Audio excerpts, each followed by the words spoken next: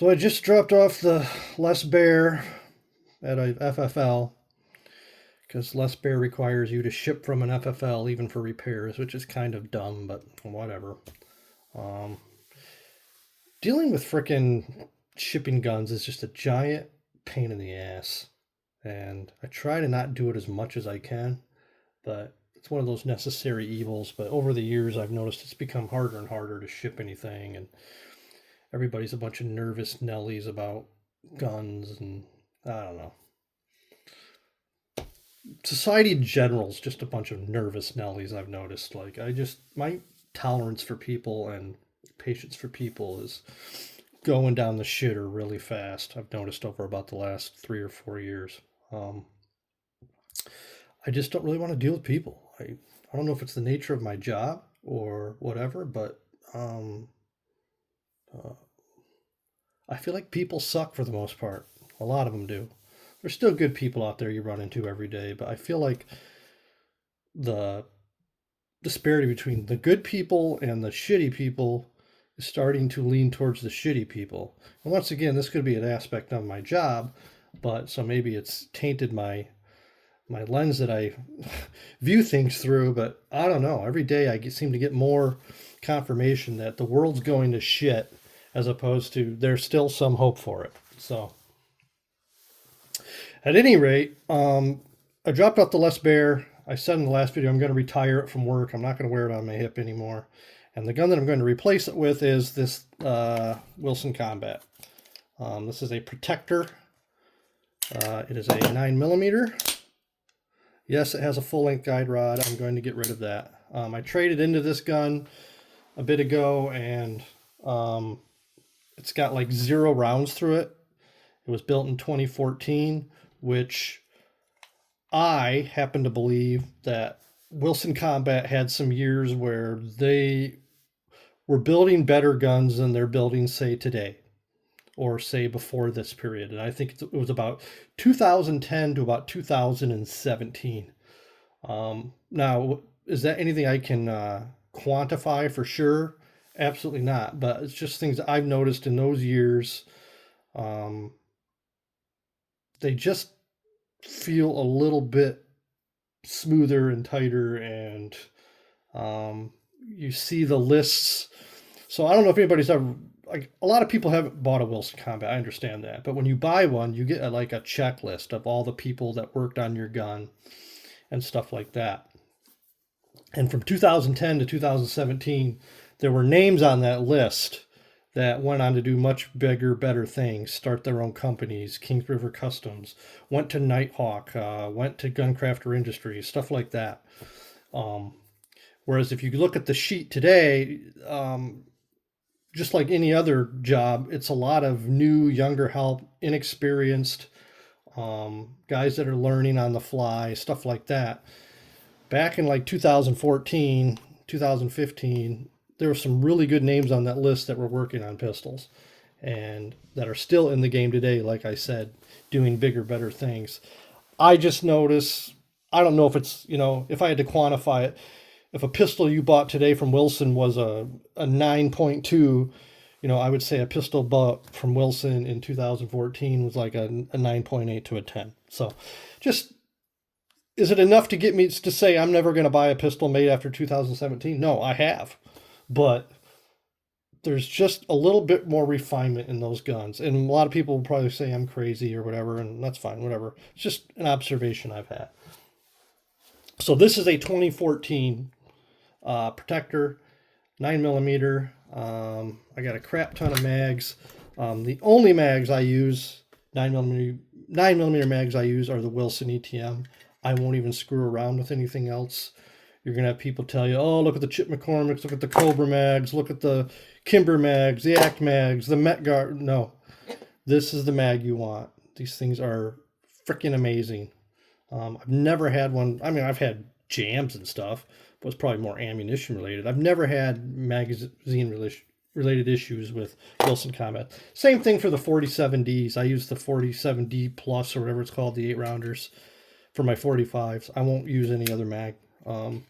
These are, what are these? These are the fucking, Where did they go? That's not those. Oh, here they go. These are the Springfield mags.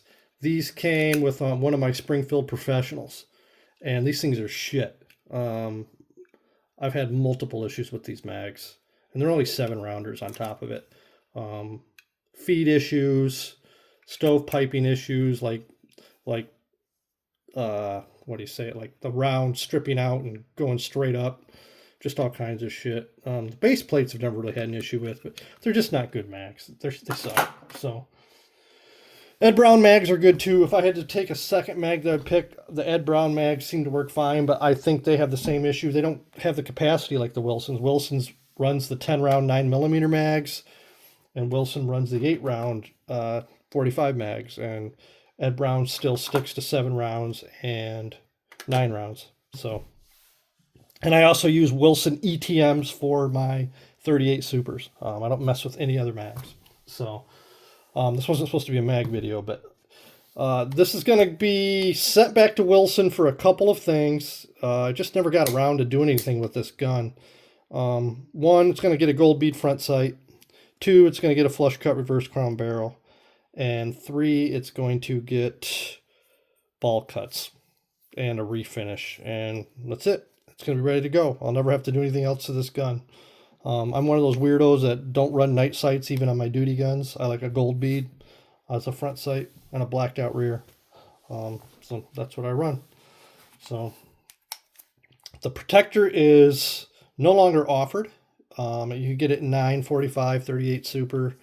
Then they came out with the Protector 2 for a little while, which they don't offer anymore either, I don't think. So this line is no longer a thing. And all the Protector was, honestly, I'm not even sure how it differed from a CQB. I really don't know. I don't know if it's because it came with a magwell or everything else that's on it is the same as my CQB when I ordered it. Just a plain Jane CQB. It has a full-length guide rod. I don't know if that's part of it, but the full-length guide rod's going away. I don't like full-length guide rods, so I'm going to get rid of it and just run a standard GI. But I've put like 30 rounds through it yesterday or today. No, it was yesterday. And, it fed everything fine. I mixed up the mags with aluminum, 147 hollow points, 115 hollow points, ball. Just staggered the mags, ran like 3 mags through it, and it ate everything. I was wondering how it was going to do with the 147s, but it's this Federal HST 147 grain. That's what I'm going to try to run, and it fed it fine, so no issues. I'll definitely run it some more before I trust to put it on my hip. But dude, it's a freaking Wilson Combat. I'm not going to have any issues with it. It's especially, like I said, the years that this one was built, 0 issues. I do like the fact that Wilson uses a ramped 9mm barrel. I have to have a ramped barrel. That is what has kept me from even exploring the Ed Brown Evo series. They're not running 9mm or ramped barrels in those, so I won't even dick around with it. I think if you're running 9mm, a ramp barrel is a must. Comes with, just the standard U-notch, what do they call that, tactical sight? I don't know, where it has the hook so you can look all cool and rack stuff off the back of your shoe. All the shit that people never do. And it does have a beautiful blended one-piece magwell, bulletproof. All these parts are bulletproof in this from the time that it was made. I'll probably also have the slide stop pin shortened. It's a cosmetic thing for me. Being a lefty, it doesn't really get in my way, so at all. It's the way I hold my thumbs. But some lefties have an issue where they could accidentally push it out while they're shooting. I don't know how the hell you would do that, but apparently it has happened before. So Wilson Combat, they make great stuff. I've owned several Wilsons. I've had several people ask me, how do you afford these guns? Like, what do you do for a living? And I mean, I work in law enforcement. related field, and you save. You don't get distracted. You don't buy the new Tupperware gun of the month. You don't buy the new tactical optics ready threaded barrel bullshit gun that some abortion of a company comes out with. You save, and you take pride in ownership, and you see the difference between some cheap made gun that comes off an assembly line and a gun that's handcrafted and built and has some pride of ownership and pride by the maker that carries over into these guns. It carries over into how they operate. It carries over into how they treat you as a customer. All those things come with guns like these. Okay. People hear me say things like, I can't go into a gun store and find something I like. And that's not a snobby comment. I'm not trying to be snobby or try to sound like I'm, God's gift to guns or anything like that. It's just after, almost 30 plus years of being in the gun game, I am a gun guy. Like, that is what I do. I live, eat, and breathe guns. Okay. I can look at a gun and tell when they're shit. I can look at a gun and I can tell when it's just a company pumping out shit off an assembly line because they know that there's all kinds of people out there that as soon as they get, $500 in their pocket are going to piss it away on the flavor of the week gun. And they just pump these guns out. And there's a lot of companies doing it. And there's a lot of companies, even a lot of, how would I say it? Your anchor companies, companies that have been around a long time, had a solid name at one point, that are doing this shit. And it pisses me off. So you as a customer, you have to be discerning, and you have to have the ability to be like, okay, this is a fad. This isn't going to last. Why don't I save my money and buy something quality that I'd actually be proud to hand off to my children or have my name attached to? That's how you get these guns. Okay. I'm not a millionaire, but I mean, I don't, we do okay, but I haven't always, been able to buy guns like this or stuff like that. So also, some of these guns I bought years ago, for example, this protector, let's say the way it's configured right now, let's just say it was a CQB. When in 2014, when this gun was made, you probably could have got this gun for 20 base model build back then was like $2,780. So I'm gonna say probably about $3,100 you could have got this gun built for. Okay, today this gun would run you $4,400, just the way it's built right now. Okay, now inflation, stuff like that, but a lot of the guns I bought were from years ago. So that's why I have them. It's not like I'm out buying $4,000 pistols, every other month. A lot of the guns I've traded into. Some of the guns I got because I traded away, like 3 or 4 crappy guns, or I sold 3 or 4 crappy guns off that I bought when I was younger and didn't realize what a quality gun was, right? You dump that shit and you just roll it into something that you're going to keep. Now a Sig Sauer, excellent guns. This is a Sig P229. Excellent freaking guns, man. Like, this is a gun that I would have no problem buying.